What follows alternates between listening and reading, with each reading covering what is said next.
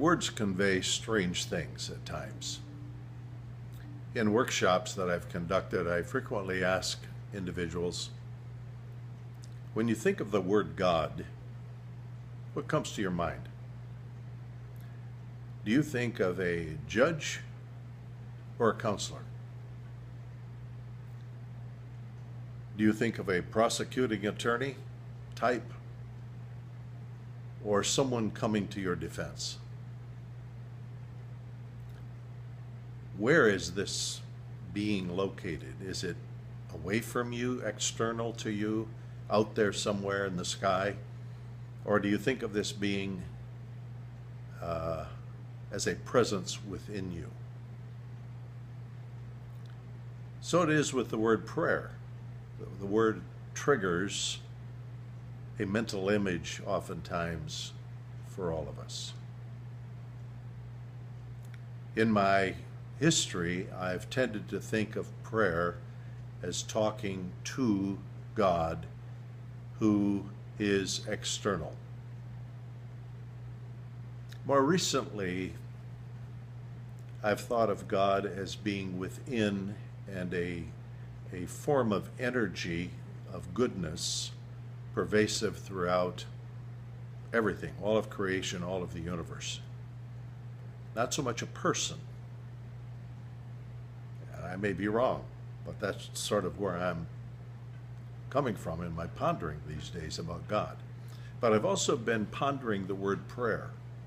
What is it? Is it talking to God? That's how I was raised. I'm coming to a place where I'm thinking of it more as communion. And the word communion is helpful to me right now, more so than the word prayer. It's more like moving through life with a companion who is within. And I have a continual awareness of this companion, and I'm learning to trust this companion through this communion to provide me with guidance through my life. And even if whatever I'm facing isn't all that pleasant, I don't particularly like it, that somehow the state of communion with this inner presence will provide for me the guidance that is in the best interest of myself and those around me, and indeed the culture of which I'm a part of. Almost 2 weeks ago, a man came to my mind that I hadn't met with in quite some time. And the thought came to me, I think I need to contact him. The next day I did, through a chat message. And we agreed to meet on Friday. Within a few minutes of meeting, he indicated to me that on Tuesday, the day that he had come to my mind, he was at such a low point that he had considered taking his life. This past Tuesday, a week after that, another man came to my mind, a man I haven't seen in a few years, and I've not had any contact with him in probably 6 or 8 months, and even then it was very brief. He lives in another part of the country. He came to my mind, and I thought, I wonder how he's doing. I think I need to contact him. I reached out in the form of a chat, didn't hear back.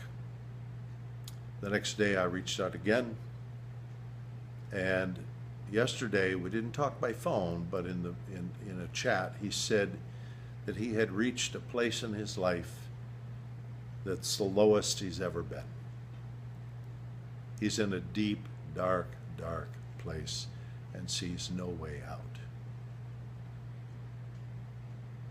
Why did these men come to my mind? I didn't have a list of people to pray for. I don't typically do that. I think that as I learn better how to remain in a state of communion and awareness of the presence of the divine mystery that I can't define. I certainly don't have a name for God, that is definitive. And I can't tell you that I have God figured out. I don't. But whatever this mystery is, as I learn to commune with this mystery, be aware of the presence, trust that somehow the mystery will impress on me whatever it is I need to know, will impress on me whatever it is I need to say to somebody if I'm supposed to contact them, however I'm supposed to conduct myself at an event that I'm going to, that I'm really not too excited about being there. And it happened to me this past Tuesday evening, a group that I didn't want to go to. But I was listening somehow for a prompting, and I went, and it was a good thing. And I was able to conduct myself in a better manner than what I was actually feeling inside.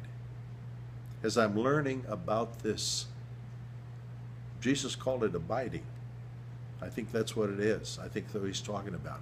He's not talking about running my mouth off to the divine. I think he's talking about learning to commune, be aware, listen, be open to, no expectations, but if the prompting comes, to move on it. I'm not saying this is where I will remain or that it's for everybody. It's simply where I am right now, thinking about this business of prayer, learning what it means to be in a continual state of communion with the Almighty. Thanks for considering.